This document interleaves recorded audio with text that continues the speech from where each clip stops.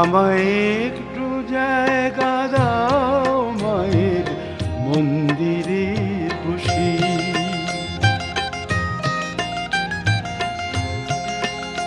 আমায় একটু জায়গা দাও মায়ের মন্দিরে বসি, মায়ের মন্দিরে বসি। আমি অনাহুত একজন, আমি অনাহুত একজন, আমি অনাহুত একজন, অনেক দোষেতে দোষী। আমায় একটু জায়গা দাও মায়ের মন্দিরে বসি, মায়ের মন্দিরে বসি।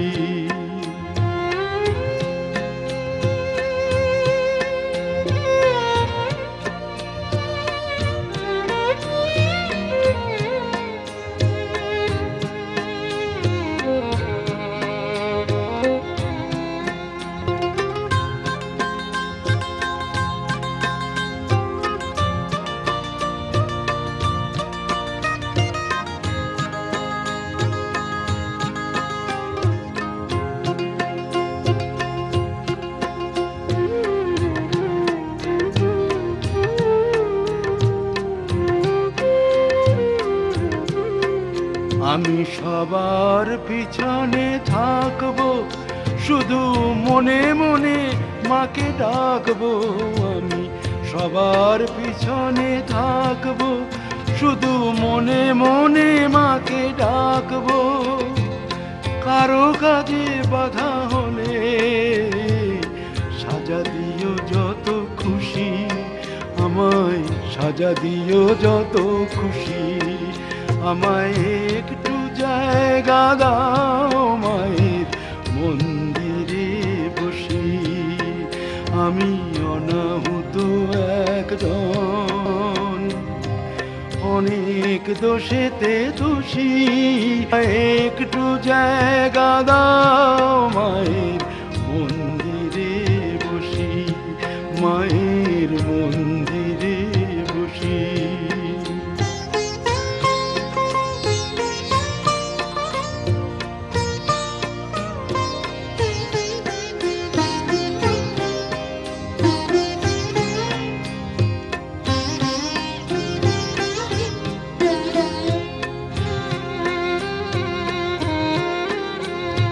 ভেবো না হঠাৎ সামনে গিয়ে মায়ের চরণ ছুঁয়ে দেব, ভেব না হঠাৎ সামনে গিয়ে মায়ের চরণ ছুঁয়ে দেব। দূর থেকে শুধু চোখের জলেতে মার রাঙা পা ধুয়ে দেব।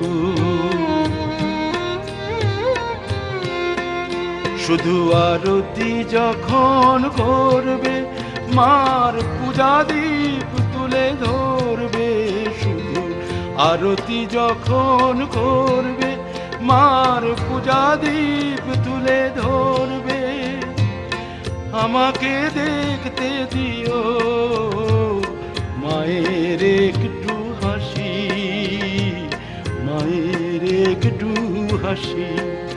আমায় একটু জায়গা দাও মায়ের মন্দিরে বসি।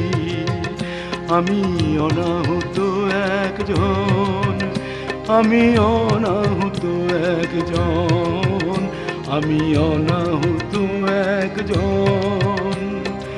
অনেক দোষেতে দোষী, আমায় একটু জায়গা দাও মায়ের মন্দিরে বসি, মায়ের মন্দিরে বসি, মায়ের মন্দিরে বসি। বহু প্রাচীন মন্দির সংস্কার হয়েছে 114 বছর এই মন্দিরটা। তার আগেও এই মন্দির ছিল, সেটা ভেঙে টেঙে যাওয়ার পর আবার নতুন মন্দির হয়েছে। কিন্তু মায়ের আবির্ভাব হচ্ছে আজ থেকে 700 বছর আগে, আনুমানিক 700 বছর। লক্ষণ সেন, বল্লাল সেনের রাজত্বকালে এই মন্দিরে মায়ের পুজো হয়ে আসছে। এই মন্দিরে মায়ের আবির্ভাব বলতে কোনো এক পরিব্রাজক সন্ন্যাসী, এদিকে একটা নদী ছিল, তখন মৌরাক্ষী নদীটা গঙ্গাতে মিশত, এই দিক দিয়ে নদীটা ছিল। কোনো এক পরিব্রাজক সন্ন্যাসী এই দিক দিয়ে যেতে যেতে এখানে নোঙর করে। তার শিষ্যদেরকে নিয়ে এখানে খাওয়া দাওয়ার ব্যবস্থা করার জন্য এখানে জঙ্গলে কিছু কাঠ কুড়াতে আসে। শিষ্যরা কাঠ কুড়াতে এসে দেখতে পায় যে একটা গাছের নিচে একটা শিলা মূর্তি বাঘের আকৃতির মতো বসে আছে। তিনি ওনার গুরুদেবকে জানান। গুরুদেব এসে এই মূর্তি দেখতে পান, বললে আমার এই মূর্তি দেখে আমার একটু কৌতূহল হচ্ছে, আমি এখানে সাধনা করব। তারপর তিনি সাধনা করতে লাগলেন। সাধনা করার পর তিনি মায়ের দর্শন পান। বলেন, আমি কালী মূর্তি, কালীর ধ্যানে তুমি আমাকে পুজো করবে। সেই থেকে এটাকে কালীর ধ্যানে পুজো করা হয়। তথাকথিত তখনকার দিনে যারা রাজা ছিলেন, যেমন বনমালী সিং ছাত্রকান্দির, তাদেরও এখানে তখনকার দিনে, তারপরে রাজাদের সব বিভিন্ন সম্পত্তি ভাগ হওয়ার পর এখন যমরাজার তত্ত্বাবধানে এই জায়গাটা আছে, তেনারা তাদের পূর্বপুরুষে মন্দিরটা করে দেন এবং বাদ্যি পুরোহিত সব ব্যবস্থা করে দিয়ে এখন মায়ের মন্দিরে পুজো হচ্ছে।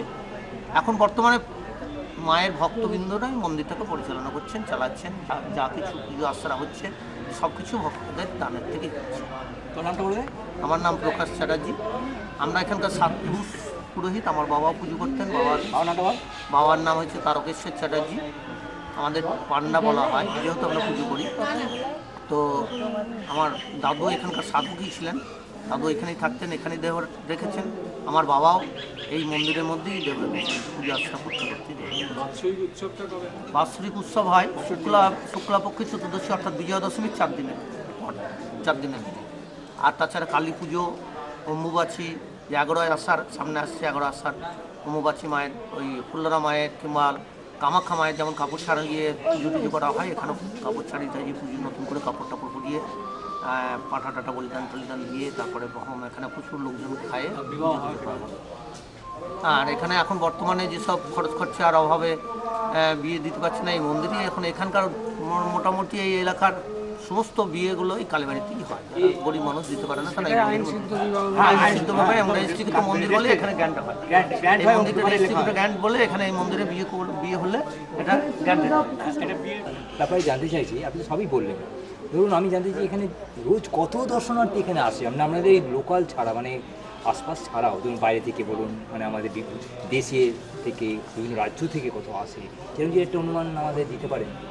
আনুমানিক ধরুন প্রতিদিন প্রায় 2000-3000 লোক হয়। বিশেষ দিনে যেসব বিশেষ উৎসবগুলো হয় সেখানে 10,000, 12,000 এরকম ধরনের লোক হয়। এবং মৎস্যব যে আমাদের কালী মন্দিরে প্রায় মৎস্যগুলো লেগে থাকে, তখন প্রচুর দর্শনার্থী এবং প্রসাদের ভক্ত যারা, তারা প্রসাদ পেয়ে যান এবং আসেন, তাতে পুজো দেন। প্রচুর ভিড় হয়, তাই ভিড় লেগেই থাকে, মানে প্রচুর। আচ্ছা, বিদেশ থেকে কোনো দর্শনার্থী আসেন এখানে? হ্যাঁ, বিদেশ থেকে প্রায়ই আসে। বিদেশ থেকে যেমন ভট্টাচার্যের বাড়ির এখানে কান্দি যেমন ভট্টাচার্যের বাড়ির উনি একজন বিশেষ ডাক্তার। কি ভট্টাচার্য বললেন? ডক্টর সুরেশচন্দ্র ভট্টাচার্যের বাড়ি থেকে আসেন। হ্যাঁ, ভট্টাচার্য ওর বাড়ি থেকে আসেন। আচ্ছা আচ্ছা, উনি আর কোথায় আছেন? উনি লন্ডনে আছেন। উনি লন্ডনেই প্রতিষ্ঠিত। হ্যাঁ, লন্ডনে আচ্ছা আচ্ছা, বছরে আসেন দুবার হ্যাঁ, পাঁচবার আছেন। হ্যাঁ, ওদের জগদ্ধাত্রী পুজোতে এখানে বিশেষ পুজো হয়। তাছাড়া ওনার এমনি সমস্ত লন্ডন থেকে বন্ধু বান্ধবরা ওরা আসেন এখানে।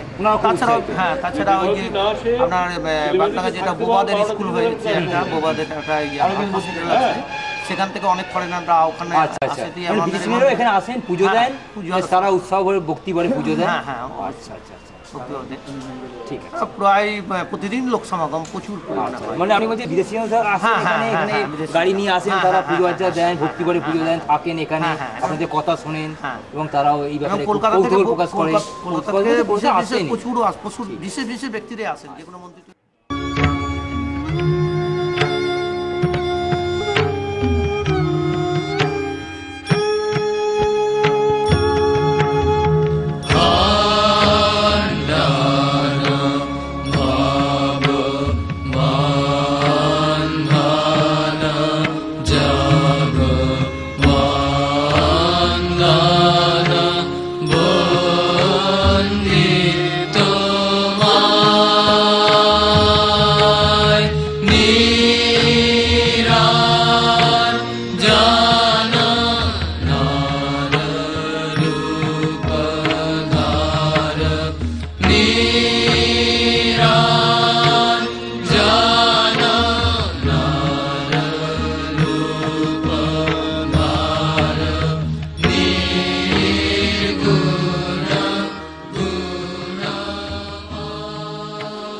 দোহালিয়া শ্রী শ্রী রামকৃষ্ণ মানব সেবা সংঘ, রামকৃষ্ণ আশ্রম, কান্দি, মুর্শিদাবাদ কর্তৃক অনুমোদিত এটি সমাজসেবামূলক প্রতিষ্ঠান। পায়ে পায়ে পাঁচটি বছর তারা পায়ে পায়ে অতিক্রম করে এলেন। বিগত বছরগুলোর মতোই সমাজের বিভিন্ন স্তরে, মূলত সামাজিক ও অর্থনৈতিকভাবে পিছিয়ে থাকা মানুষের মধ্যে নানাবিধ সেবামূলক কাজকর্মের ব্রত নিয়ে এই বছরও তাদের পথ চলা শুরু। তারই এক বৃহৎ ও বলিষ্ঠ পদক্ষেপ হল 6ই মার্চ 2011।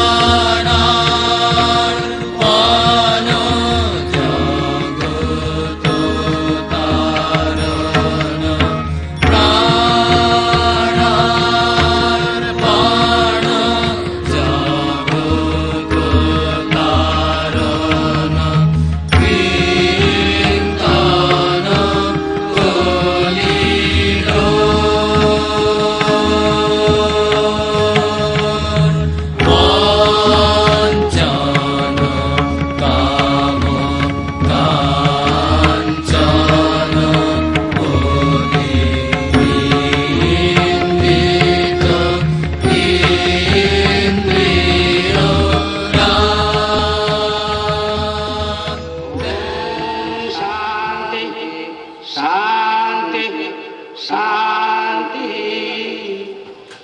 ओम संग मित्र संग वरुणः संग नो अवत्यर्यमा संग नो इंद्र बृहस्पति संग नो विष्णुरुक्रमः। नमो ब्रह्मणे नमस्ते वायु तमेव प्रत्यक्षं ब्रह्मासि तामेव प्रत्यक्षं ब्रह्म वदिष्यामि रीतं वदिष्यामि सत्यं वदिष्यामि तन्मावतु तद्भक्तारमवतु अवतु माम् अवतु भक्तारम्। ओम शांति शांति शांति। ओम अपयन्तु ममङ्गानि वाक्प्राणश्चक्षुःपदो बलमिन्द्रियाणि च सर्वाणि सर्वं अनिराकरणमस्तु अनिराकरणमेस्तु।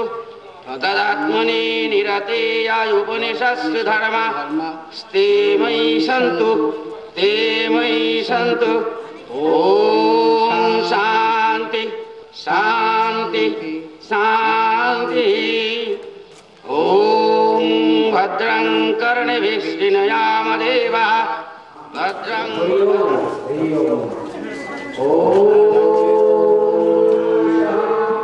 ओम स्वस्ति नः इन्द्रो वृद्धश्रवः स्वस्ति नः पूषा विश्ववेदाः स्वस्ति नस्ताक्ष्मरिष्टनेमिः स्वस्ति न बृहस्पतिर्दधातु। ओम शांति शांति शांति। তাকে এই অনুষ্ঠান সম্পর্কে তার স্বাগত ভাষণ দেওয়ার জন্য আমন্ত্রণ জানায়। যে সমস্ত অতিথি চিকিৎসক স্বাস্থ্যকর্মী এবং এই অনুষ্ঠানে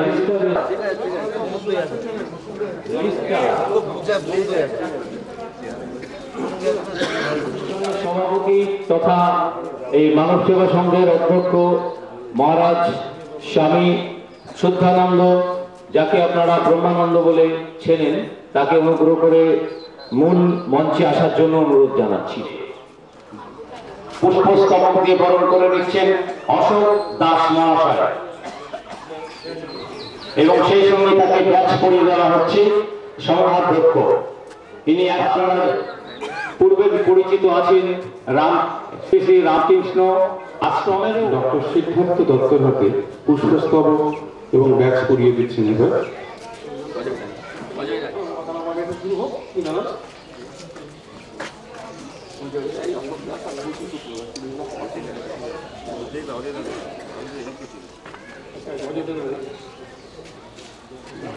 এই সময় আপনারা একটু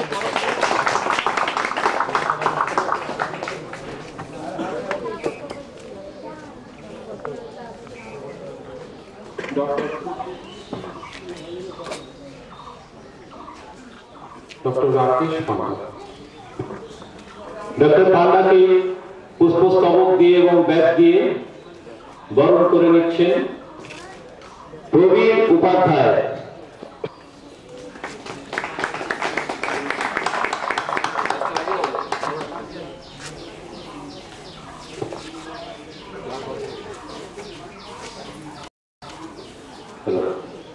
জয় ঠাকুর জয় মা।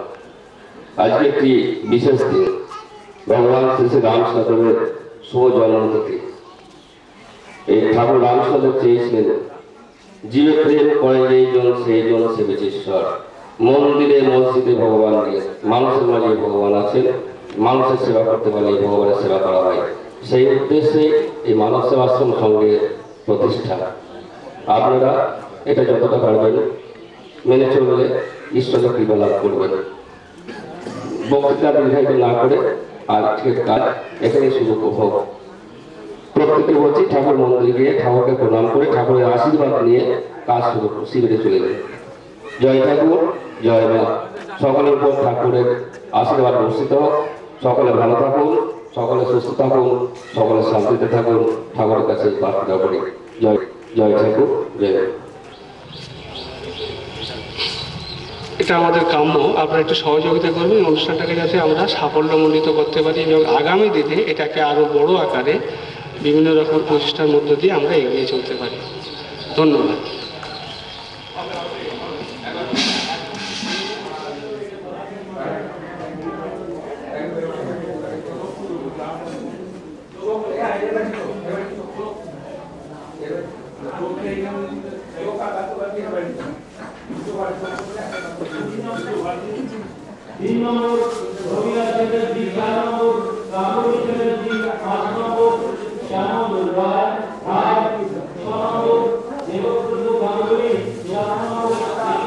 রূপপুর 3 নম্বর বজরংলাল রাঠি, কালীবাজার 4 নম্বর পল্টু সূত্রধর চিত্রপাড়া।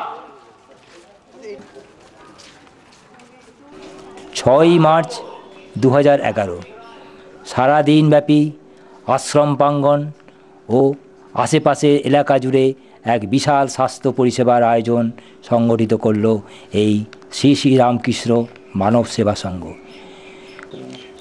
কলকাতা থেকে বিশিষ্ট চিকিৎসকদের এনে সম্পূর্ণ বিনা ব্যয়ে কান্দির মানুষের মধ্যে চিকিৎসার নানাবিধ পরিষেবা পৌঁছে দিল তারা। তারই কিছু এই সেবামূলক কাজকর্মের প্রতি পূর্ণ আস্থাভাজন জ্ঞাপন করেছেন সুদূর লন্ডন নিবাসী বিশিষ্ট চিকিৎসক শ্রী ময়ূর ভট্টাচার্য মহাশয়। তিনি নিজেই পেশাগত কারণে উপস্থিত থাকতে পারেননি ঠিকই, কিন্তু তার কান্দির প্রতিনিধি শ্রী প্রদীপ ভট্টাচার্য মহাশয়কে সমস্ত দিন ধরে পাশে রেখে এই শিবিরকে সর্বাঙ্গীন সুন্দর ও সুস্থভাবে সম্পন্ন হতে সহায়তা করেছেন।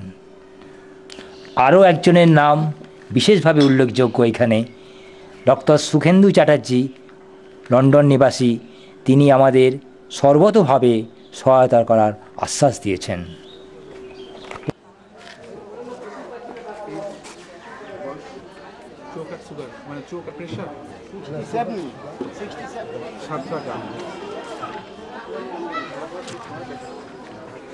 হোমিওপ্যাথি বিভাগে যারা নাম লিখিয়েছেন তাদের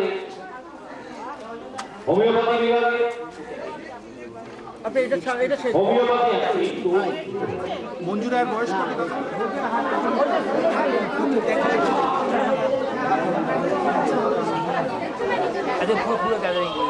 ডাক্তারবাবুকে বলবেন 50 64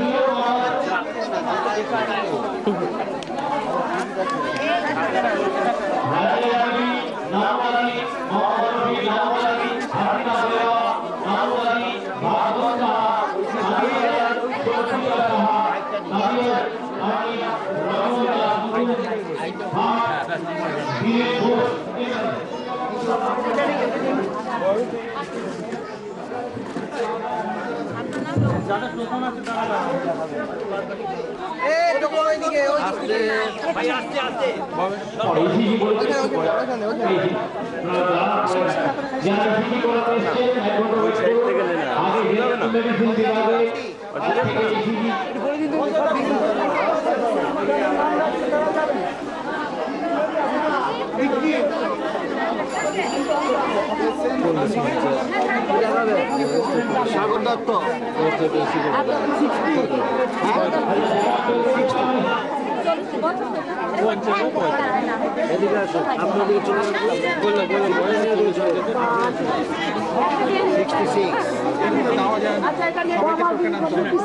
নাম বলুন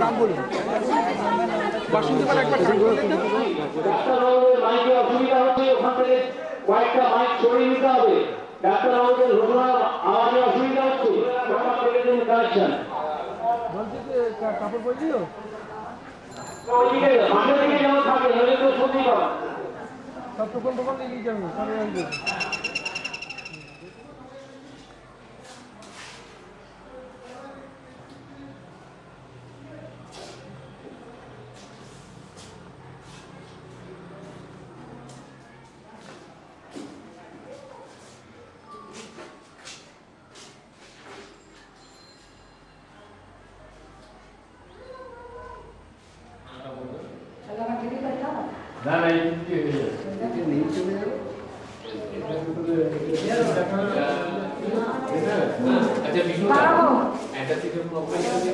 আগে চল যাচ্ছে আমার তো গাড়ি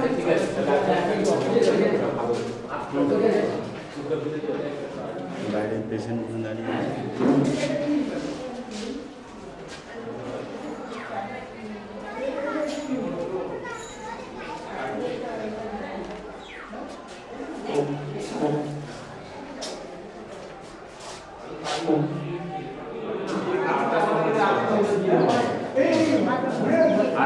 এখানে হবে না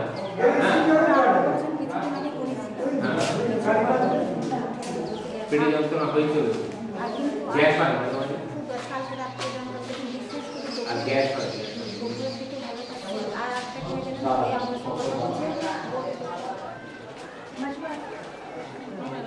তবে একটু কিরকম ঘামাচির মতো দেখায় হ্যাঁ কোমরে হচ্ছে এই জেলাতে এই জায়গাটায় হয়েছে হ্যাঁ এই জায়গাটায় হচ্ছে এইখানে চুলকায় হ্যাঁ এগুলো হচ্ছে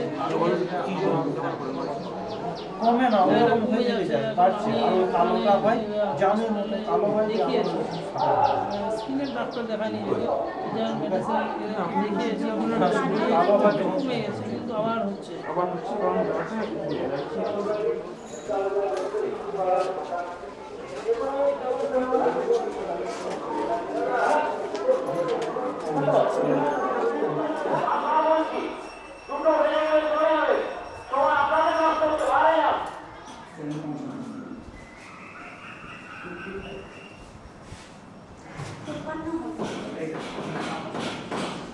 এটা দেখুন এটা খাই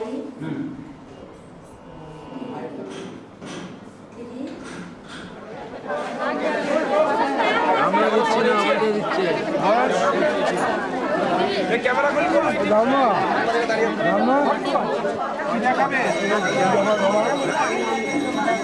আশা করি সামনে আছে দাদা পেয়েছেন আপনার আচ্ছা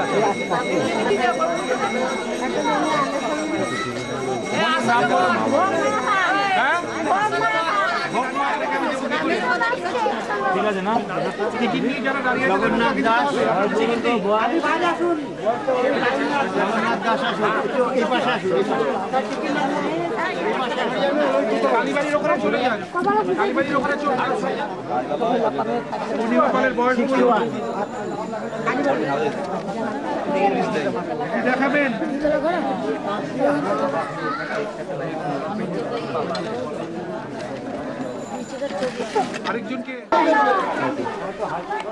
যারা এই শিবির থেকে উপকৃত হয়েছেন তারা তো অবশ্যই এই উদ্যোগকে সাধুবাদ জানিয়েছেন কান্দির সর্বস্তরের মানুষজন স্বতঃস্ফূর্তভাবে। আর সেই জন্যেই এমন একটি বলিষ্ঠ ও বৃহদাকার সমাজসেবামূলক উদ্যোগের কথা শোনা মাত্রই হাজার ব্যস্ততা থাকা সত্ত্বেও কান্দির বিধায়ক মাননীয় অপূর্ব সরকার মহাশয় ও কান্দির পৌরপিতা মাননীয় গৌতম রায় মহাশয় এক কথায় স্বতঃস্ফূর্তভাবে শিবিরে উপস্থিত থাকবেন বলে প্রতিশ্রুতি দিলেন।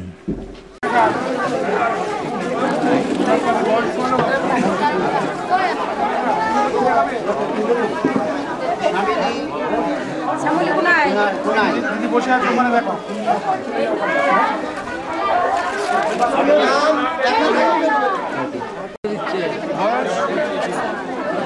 ক্যামেরা করি রামা রামা কি দেখাবে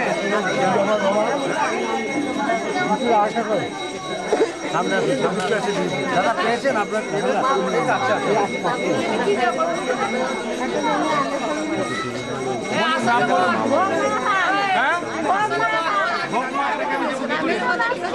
ঠিক আছে না জগন্নাথ দাস জগন্নাথ দাস এই পাশে আসুন কালীবাড়ির ওখানে চলে যান কালীবাড়ির ওখানে চলে পূর্ণিমাপালের বয়স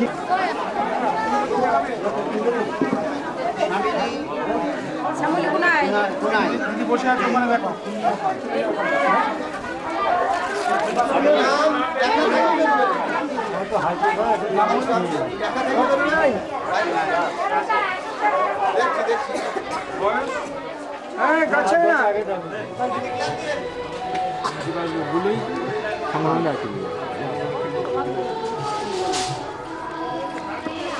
ভালো ছেলে এসে যে নিজের লাইফ শেষ করে দিয়ে চলে গেছে।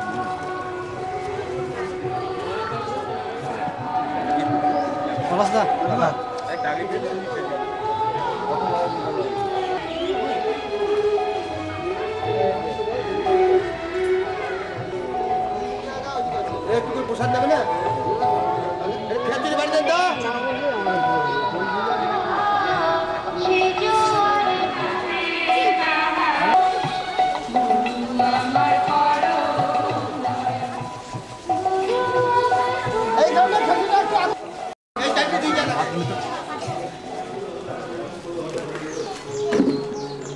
আমি জায়গা ঠাকুরের কাছে দিই ফলো থাক।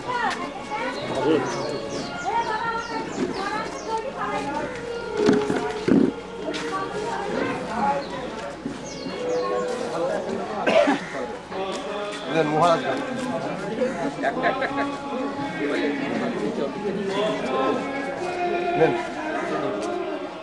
নমস্কার, আজ 6ই মার্চ 2011 আমরা উপস্থিত হয়েছি মুর্শিদাবাদের কান্দিতে।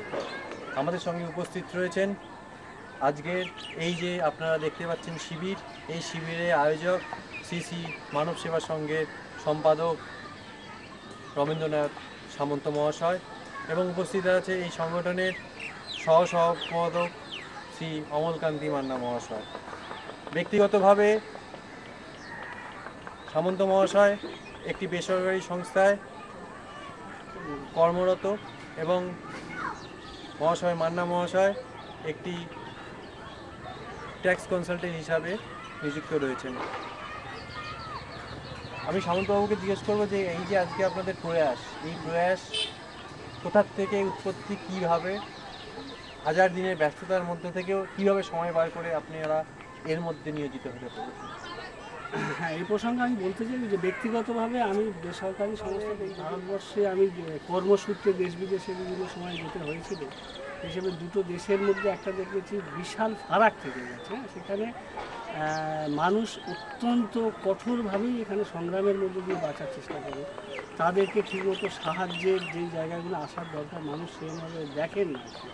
তো আস্তে আস্তে এগুলো উপলব্ধি করতে শিখলাম যে মানুষের ব্যস্ততার মধ্যে যদিও কিছুটা সময় বার করে নিয়ে মানুষের জন্য যদি কিছু করা যায়, কারণ মানুষের মধ্যে কিছু করতে গিয়ে যে আনন্দটা, সেটাই আমায় বারে বারে এখানে আনতে সাহায্য করে এবং আমি আনন্দিতই হই এই কাজগুলো করার জন্য।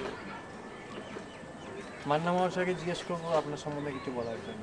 দেখুন, একটা কথা প্রথমেই বলে, পেশাগত দিকটা আমার একটু অন্য রকমের ট্যাক্স কনসালটেন্ট হিসাবে, তার সঙ্গে কোনো যোগাযোগ নেই ঠিকই, কিন্তু আমি এই পেশাগত কারণে বিভিন্ন জায়গায় আমাকে ঘুরতে হয়েছে। অডি পারপাস বলুন, বিভিন্ন কাজের মধ্যে দিয়ে আমাকে গ্রামের মধ্যে যেতে হয়েছে, সেখানকার কোঅপারেটিভ সোসাইটি বলুন, ব্যাংক অডিট বলুন, বিভিন্ন জায়গায় বিভিন্ন গ্রামের মানুষের কথা বলেছি। গিয়ে একটা জিনিস খেয়াল করলাম যে মানুষকে যদি কিছু দিতে পারি, মানে সেবা যদি কিছু করতে পারি, এর থেকে বড় মানে নিজেকে তুষ্ট করা, নিজেকে মানে তৃপ্তি করার জায়গা বোধহয় আর কিছু নেই। কারণ এর মধ্যে দিয়ে আমি একদিকে ঈশ্বর, আমি আগেই বলেছিলাম যে ঈশ্বরকে সেবা তো ঠিকই আছে, কিন্তু মানুষের মধ্যে যে ঈশ্বর আছে, সেই ঈশ্বরকে যদি আমি প্রকৃতভাবে সেবা করতে পারি, দেখবো আসল সেবা হবে। উপার্জন তো সকলেই করেন, তাই আমি সকলকে অনুরোধ করব যে আমরা যারা আছি, ইংলিশ সেক্রেটারি মহাশয় বলুন, তো এই হাজার ব্যস্ততার মধ্যেও আপনারা যদি কিছু সময় দেন আমাদের সঙ্গে, কিংবা নিজেরাও যদি কিছু সেবামূলক কাজের সঙ্গে যুক্ত থাকেন, ধন্যবাদ। এবং আমি নিজে থেকে খুব আপনাদের কাছে কৃতজ্ঞ থাকি। একটা কথা প্রথমেই বলে রাখা দরকার যে আমাদের এই সংগঠন পাঁচটা বছর অতিক্রম করে। যদি শুরুর দিকে তাকাই তাহলে বলতে হয় যে এই সংগঠনটা, এই দোহালিয়া শ্রী শ্রী রামকৃষ্ণ মানব সেবা সংঘ, এই যে দেখছেন রামকৃষ্ণ আশ্রম, এখানকার যিনি মহারাজ, তারই মস্তিষ্ক প্রসূত প্রধানত। তবে এইটা তার মস্তিষ্ক প্রসূত ঠিকই, আজকের এই পর্যায়ে এসে আপনারা যেটা দেখছেন যে বিশাল একটা স্বাস্থ্য শিবির অনুষ্ঠিত হচ্ছে, এর পেছনে একদল তরুণ এবং প্রবীণ সমাজসেবী নিযুক্ত আছে। তারা কেউ কান্দির, কেউ কলকাতা। তার মধ্যে আছেন আমার সামনেই উপস্থিত আছেন তরুণ সমাজসেবী মাননীয় রবীন্দ্রনাথ সামন্ত, এবং যিনি আমাকে বলার জন্য অনুরোধ করলেন তিনিও এক তরুণ সমাজসেবী কর্মী। শিবিরের আয়োজন করেছেন, এখানে আপনারা কি কি চিকিৎসা ব্যবস্থা রাখছেন? আমরা তো এর মধ্যেই প্রোগ্রাম বেরি করে দিয়েছি, সকলেই জানেন, তবু আমি আরেকবার বলে দিচ্ছি, বিশেষত আমরা চোখের ওপর একটু জোর বেশি দিয়েছি। এখন চোখটাই তো মানুষের আজ প্রধান অঙ্গ, তাই আমরা চোখটার ওপরেই জোরটা বেশি দিয়েছি। তা সত্ত্বেও ইসিজি, প্যাথোলজি, তারপর ধরুন অর্থোপেডিক, হোমিওপ্যাথি, এর উপর আমরা বেশ কিছু স্কিন ডিজিজের ওপর কিছু রেখেছি। আর যদি আরও কিছু যদি তার মধ্যেও ব্লাড টেস্ট কিছু কিছু আছে, তবে আমরা মানে প্রধানত জোর দিয়েছি চোখের ওপর, আর ইসিজি, হোমিওপ্যাথি আর অর্থোপেডিক বলতে পারেন। আর আপনারা যে আজকে এই শিবিরটি করছেন, এই শিবিরের প্রধান উদ্দেশ্য কি আপনাদের? মানে হঠাৎ শিবির কেন? দেখুন, এটা তো আজকে নতুন কথা নয়, যে কোনো দেশেই বলুন সমাজেই বলুন, শিক্ষা স্বাস্থ্য এই তো দুটো ব্যাপার। তো আমরা দেখলাম কি যে শিক্ষা তো আমরা অলরেডি করেইছি, আমরা ধরুন 5 বছর ধরে বেশ কিছু কাজ করেছি, কান্দিতে করেছি, আমরা শুধু কান্দি না, আমরা দেখবেন 24 পরগনাতেও করেছি কিছু কাজ। তো এবার দেখলাম যে স্বাস্থ্যের উপর যদি কিছু করা যায়, তো সেইটা আমরা বেছে নিলাম কান্দিতে, এই কারণে যে কান্দিই আমাদের মূল অফিস। এখানে মহারাজ যেহেতু মস্তিষ্ক প্রস্তুত আছে কান্দি, তাই ওনার অনুরোধে আমরা কান্দিতেই মূলত এই স্বাস্থ্য পরিষেবাটা, এই যে বৃহৎ আকার, ছোটোখাটো তো আমরা করেইছি, যে বৃহৎ আকার পরিষেবাটা সেটা আমরা কাঁদিতেই ওই জন্য করলাম। কাঁদির মানুষের কাছে তো আমরা একটা পরিচিত আছেই, তাদের আবেদন থেকে আমরা এটা এমনি আপনাদের যে সংগঠন, এই সংগঠনের আপনাদের যে সংগঠনটা, আপনারা কী কী উপরে কাজ করেছেন বা করতে চান আগামী দিনে? দেখুন, আমি তো প্রথমেই বললাম স্বাস্থ্য শিক্ষা এই দুটোই সমাজে একটা আসল দিক, এবং এখানটা খুব অবহেলিত দিক। এছাড়াও ধরুন আমরা খেলাধুলা, তারপর ধরুন কালচারাল কিছু প্রোগ্রাম, তারপর বৃদ্ধদের আবাসন, যেটা একটা খুব বিরাট আজকের দিনে সমাজে একটা বিরাট দিক। ধরুন ছেলেমেয়েরা পড়তে গেলে বাবা মার জায়গা নেই, এই যে দিকগুলো, তো আমরা দেখবো যতদূর মানে এনভায়রনমেন্টের উপর কিছু কাজ করব, পরিবেশের উপরে কিছু করতে চাইবো, এরকম কিছু ট্যুরিজমের উপরে কিছু আমাদের চিন্তা আছে। বেসিক্যালি 24 পরগনা যে সুন্দরবন একটা প্রত্যন্ত বৌদ্ধিজম, মানে কে বলে যায় এটা, যে ইউনেস্কো একটা ওয়ার্ল্ড ফেমাস একটা জায়গাকে গভর্নমেন্ট সেইভাবে এটাকে পর্যটন হিসাবে এখনও করতে পারেনি। আমাদের একটা প্রচেষ্টা আছে, যদি এটাকে আরও কিছুভাবে বিশ্বের দরবারে পৌঁছতে পারি, তাতে এটা অর্থনৈতিক একটা ভারতবর্ষ একটা সমৃদ্ধশালী আর স্কোপও থাকবে। এটা একটা প্রচেষ্টা আছে আগামী। তাহলে কি আগামী দিনে ধরুন আপনাদের কেউ যদি দেশ বিদেশ থেকে বা আমাদের রাজ্যের থেকে বা ভিন্ন রাজ্যের থেকে চায়, তারা সুন্দরবন যে হেরিটেজ এরিয়া রয়েছে সেখানে গিয়ে ভ্রমণ করে, তাহলে আপনাদের সঙ্গে যোগাযোগ করলে কি আপনারা সেখানে ব্যবস্থা করবেন? হ্যাঁ হ্যাঁ, সেটা অবশ্যই। আমরা বিগত দিনে বেশ কিছু সুন্দরবনের উপরে মানুষকে দেখিয়েছি, অনেক সেখানে প্রশংসাও পেয়েছি বিভিন্নভাবে। সুন্দরবনকে আমরা সারা পৃথিবীর লোকের কাছে আবেদন করতে থাকবো, তারা আসুক, দেখুক, এবং এটাকে আরও বিশেষ করে এই যে দক্ষিণ 24 পরগনা প্রত্যন্ত এলাকায় সেটাকে আরও কী করে বিশ্বের দরবারে পৌঁছতে পারি সেটা নিশ্চয়ই চেষ্টা করবে, এবং আমরা এটা করে থাকি, এবং আমরা খুব আনন্দিত হব ভবিষ্যতে এরকম ধরনের প্রোগ্রাম আরও বেশি করতে পারি। হ্যাঁ, এই প্রসঙ্গে আমার আরেকটু বলেই, সেটা হিসাবে যে কথাটা বলেন তার প্রসঙ্গে বলি, আমাদের উদ্দেশ্য কিন্তু মূলত সেবা নয়, সেবা তো একটা দিকই, কিন্তু মানুষকে তো সেবা দিয়ে দীর্ঘদিন ধরে সাহায্য করাটা একটা বোকামি এসে যায়। মানুষকে দেখতে হবে নিজে থেকে যদি কিছু করতে পারে, অর্থনৈতিক ব্যাপারটা ডেভেলপ করা, কিন্তু এটা আমাদের মূলত লক্ষ্য। আমরা আজ সেবা করছি, ঠিক আছে, সেবাটা করতেই হবে, কারণ মানুষের পিছিয়ে পড়ার দিক, অর্থনীতি দুর্বল, কিন্তু আমাদের মূল লক্ষ্যটা কিন্তু ওই দিকটা। আপনি সেই বিবেকানন্দের কথা বলুন, কিংবা আরও বড় বড় মনীষীর কথা বলুন, দেশ বিদেশে সবার, আমাদের বিবেকানন্দ দেখিয়ে দিয়েছে, অরবিন্দর কথা বলুন, তাদের প্রত্যেকে একই কথা বলি, সেবা দিয়ে মানুষকে চিরদিন দীর্ঘস্থায়ী একটা সলিউশন করা যায়। এই দিকটা কিন্তু আমাদের মাথাতে আছে, এবং এই দিকটার প্রতি আমরা বেশি নজর দেবো। আজ আমরা সেবামূলক কাজ করছি শুধুমাত্র, সাহায্যটা কিন্তু আমাদের মূল উদ্দেশ্য নয়। যাদের অর্থনৈতিকভাবে, শিক্ষাগতভাবে যাদের স্বয়ং ডেভেলপমেন্ট, এটা কিন্তু আমাদের মুখ্য উদ্দেশ্য, এটা কিন্তু খেয়াল রাখবেন। আমি আরেকটা জিনিস আপনাদেরকে জিজ্ঞেস করতে যাচ্ছিলাম, সেটাই ভালো আপনি বলেই দিলেন, আমি এটাকে একটু ইলাবোরেট করে জিজ্ঞেস করছি। সেটা ধরুন যে একটা সেবামূলক সংগঠনের পক্ষ থেকে যদি এরকম একটা আজকে যে অনুষ্ঠান 6 মার্চ হচ্ছে, এরকম অনুষ্ঠান করতে গেলে একটা অর্থের খরচ রয়েছে অবশ্যই, নিশ্চয়ই। এবং তারা আপনারা কি কোনো ডোনেশনের মাধ্যমে এটাকে জোগাড় করছেন, নাকি আপনারা বিভিন্ন এই যে আলাদা সুন্দরবন ভ্রমণ ট্যুরিজম করে এর থেকে যে অর্থ আপনারা অ্যাজ এ পাচ্ছেন সেখানগুলোকে দিয়ে আপনারা কাজে লাগাচ্ছেন? দেখুন, যদি সহমর্মী কোনো ব্যক্তি কিংবা কেউ যদি আমাদের সাহায্য করে, এটা তো তার মহানুভবের পরিচয় দিতেই হবে। তা সত্ত্বেও আমরা চেষ্টা করব যে এই যে বললাম না, আমরা নিজেরা ইকোনমিক্যালিভাবে নিজেরা একটা সংগঠন করে যাতে করে অর্থনৈতিক ব্যাপারটা আমরা স্বনির্ভর হতে পারি, সেই থেকে আমরা অর্থটা নিজেরাই তৈরি করে নেবো। যেমন যেভাবে করছেন অরবিন্দ আশ্রম বলুন, রামকৃষ্ণ মিশন যারা করছে সেভাবে করছে, সেভাবে করবো। এবার কেউ যদি নিজের থেকে দিতে চায় সহমর্মী হিসাবে, সেটা তো আমরা অগ্রাহ্য করতে পারি, যেটা মাদার টেরেসা করেছিলেন। মাদার টেরেসা সবসময় বলে গেছেন যে হ্যাঁ তোমরা দিচ্ছ ঈশ্বরের সেবাই, জীব সেবা, এই মানুষের সেবার মধ্যে দিয়ে ঈশ্বর খুঁজে পাওয়া, আমরাও সেটাই লক্ষ্য করছি। কেউ যদি দেয় আমরা নিশ্চয়ই কাছে কিছু আমাদের কিছু, কিন্তু আমরা চেষ্টা করবো নিজেদের মধ্যে থেকে স্বাবলম্বীভাবে এটাকে করতে হবে। আপনাদের সংগঠন যেহেতু আমরা করি, আমরা আমাদের পক্ষ থেকে আপনারা আরও বেশি মানুষের জন্য কাজ করুন এই আশা রাখবো, এবং আগামী দিনেও আমরাও সাহায্য করতে পারবো, আপনারা আশা করি একই সঙ্গে সহযোগিতাকে কাজ করতে পারবো। এই বলে আজকে আমরা এখান থেকে বিদায় নিচ্ছি। ধন্যবাদ।